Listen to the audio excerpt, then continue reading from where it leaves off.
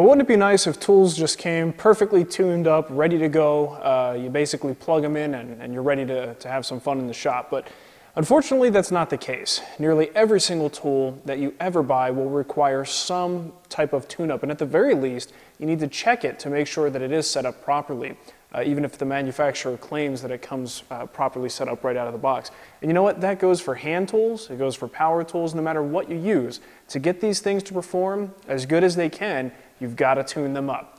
Okay, so setting up a new saw, kind of like in the bandsaw setup and tune-up video, setting up a new one is very similar to the process that you would do to tune it up as well. So this applies for both cases. There are a few things we'll probably do with the setup that we may not have to do with a tune-up, but it's good to know those things anyway in case you wind up with a new tool at some point. Now, because this is my second top, I can guarantee that my slot is not going to be in alignment with my blade. And that's okay, because it's really good to make sure that this is set up properly in the first place. Now, every saw is probably going to be a little bit different, but the principle is the same. There are going to be some bolts underneath the top that hold the top in place. And if you loosen those, you can knock the top into alignment wherever it needs to go. So make sure you consult the manual and find out what they recommend for aligning the miter slot to the blade if you need to loosen those.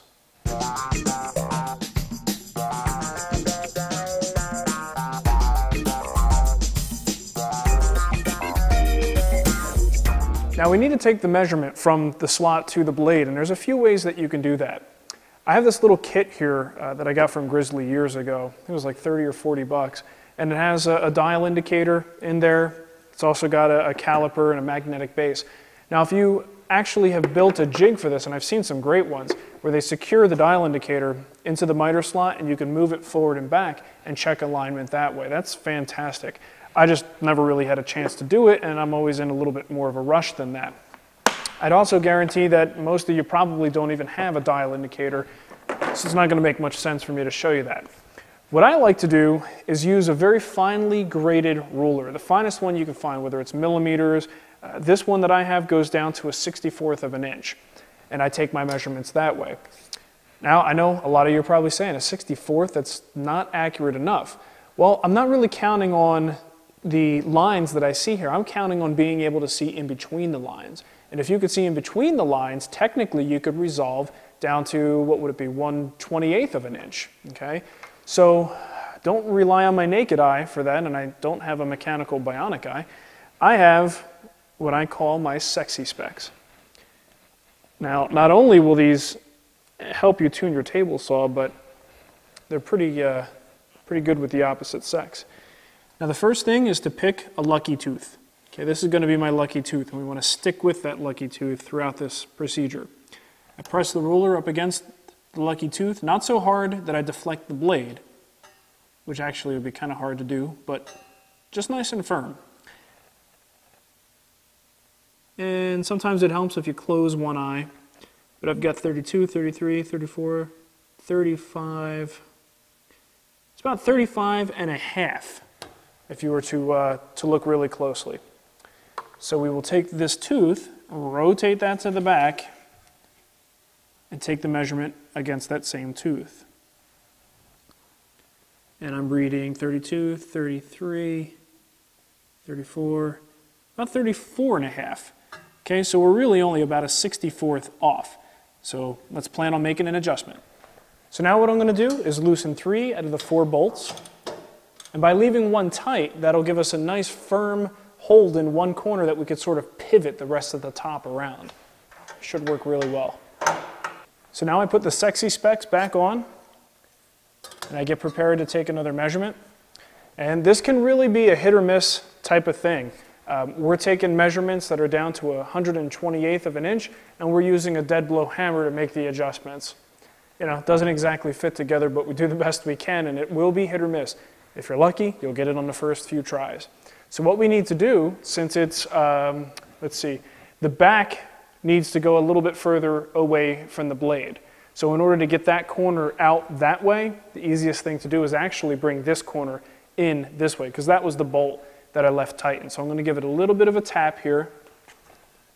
So I'm going to hold the ruler up against the tooth with my finger. Use my left hand to give it a few taps. Actually, may have been a little bit too far.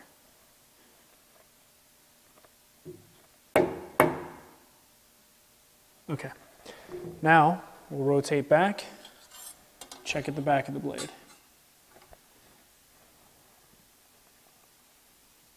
All right, I think I got it pretty close, and what I like to do from here is more of an empirical test. Now here's another great way to check the alignment. If you don't have a dial indicator or really sensitive ruler, this is certainly a third option. I'm actually just using this to test the results of the setup that I just did. It's really, really simple. Just this is what, a 3/8 inch dowel. Now the miter gauge that I have here has a little T-track on the inside, which is really perfect for just laying this dowel right inside. I just need something to secure it in place. If you don't have a miter gauge like that, you can always try making a little block of wood with a V-notch in it that will sort of nest over top of the dowel and give you a nice secure connection to the miter gauge. You just don't want it flopping around. So I just place mine into this little slot and then pull these little pieces of blue tape over the top to secure it. And then I'm going to actually add a little clamp just to be safe. Okay. You also want to make sure that there's no play in the gauge itself, because that'll skew your results. So the idea here is to make a quick cut and go all the way through the cut so it contacts at the front and the back. So let's do that really quickly. Okay, now that the cut is made, we want to make sure this whole assembly stays together and nothing moves. But before we do anything, let's unplug the saw. So now we want to bring the assembly back to the back set of teeth here until I hear it make some sort of contact with the wood. Usually 1 or 2 teeth will still make contact, even though they actually cut the piece. 1 or 2 will be slightly offset. Okay, once you find one, you can either mark it with some chalk or just hold it with your finger and bring it forward. Now we should have the same type of sound or the same friction that we had in the back if it's in perfect alignment. Okay, and we don't. So now the question is, how much space is there? And this is where these little feeler gauges come into play. So I have a 2/1000 feeler gauge here. Okay, that one goes through, so let's pick up another one. Okay, this one is 3/1000. That one barely, just barely. I kind of have to force it in. So the error here is about 2 to 3/1000 from front to back, and honestly, that's good enough for me. Now here's a method that I find to be the easiest of all, actually. If you just have an adjustable square like this, okay, loosen it up, put it into the miter track, and again, pick a tooth. And pull it back just enough so that you want to listen for the point that the tooth actually contacts your square. So push the square into the tooth.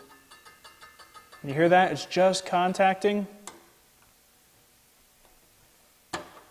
Okay, when I tightened it down, it shifted a little bit, so I'm going to loosen it up again. Pull it back just a hair. Okay, and what I'm doing, just in case you can't see, I'm holding the end of the adjustable square against the miter slot, pushing in this direction. Okay. And right at the tip, it makes contact, but toward the back end, it doesn't seem to be making as much contact.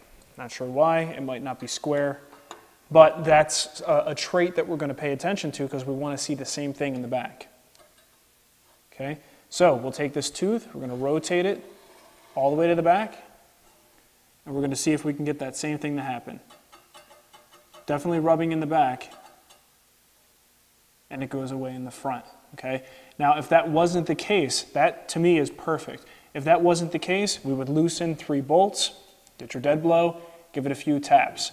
But if that's that good at that point, you're done. You don't really need to go any further. And if you do any other empirical testing at this point, I would just about guarantee you're going to find that you are really, really accurate. And all you needed was an adjustable square. All right, so the next thing on the agenda is to attach the extension wings. Now this saw has a small one on the left and 2 large ones on the right. and these things are heavy. I wouldn't even think about trying to lift these on your own. Now this one you might be able to move around, but holding it in position while you attach the bolts can be a dicey procedure. So I would definitely get some help. Pieces like these over here are really at least two, if not three-man job. This one, it's nice to have a helper on. So what I recommend doing is attaching them and then finger tightening all the bolts. So you can see we still have some play there. Now I've already attached this once, put my straight edge across, and I saw that there was a little bit of a dip at the joint. Enough that I want to take care of it and try to shim it out. So what I'm going to use for that is a little bit of blue tape. So actually I cut it in thirds, 3 little strips here. And I'm going to insert these strips at the top. Now clearly this is not an exact science. Okay, so one more piece in the middle. And if it sits up above the surface, that's okay. We could always slice it off later. Okay, so the first thing I'm going to do is tighten it up. Finger tight again. No need to use any tools until we have it where it needs to be. All right, so once it's tightened up to the point that it's pretty much self-supporting, you want to make sure that the front is flush. Okay, you might be, the front and back might be slightly different. I'm just going to flush it up to the front here. You could use a dead blow hammer just to sort of ease it into place, or use a block of wood that crosses the joint, spans the entire joint, and a few taps should bring it to the point that it's nice and even with the front. Now how do you level these two surfaces together? There's a few things that you could do. You could tighten it up a little bit more, cinch it closed, and then use the hammer to kind of knock it into place. For me, I like to use the most dummy-proof method possible that doesn't really require me to do a whole lot of work. What I like to do is place a block of wood that's been jointed so it's nice and flat on one side, place that across the joint. In fact, I'm going to favor the main side of the table. Most of the material is over here. Okay. I'm going to then take a clamp and secure it to the table here, nice and tight. So now the bottom of this piece of wood is flush with the top surface of the table saw, which means that if I now clamp this wing to this piece of wood, it's going to lift it up and bring it, hopefully, to the point that it's completely flush with the top surface. Crank down on it, tighten it up really good. And you should be able to feel that it's starting to get flush.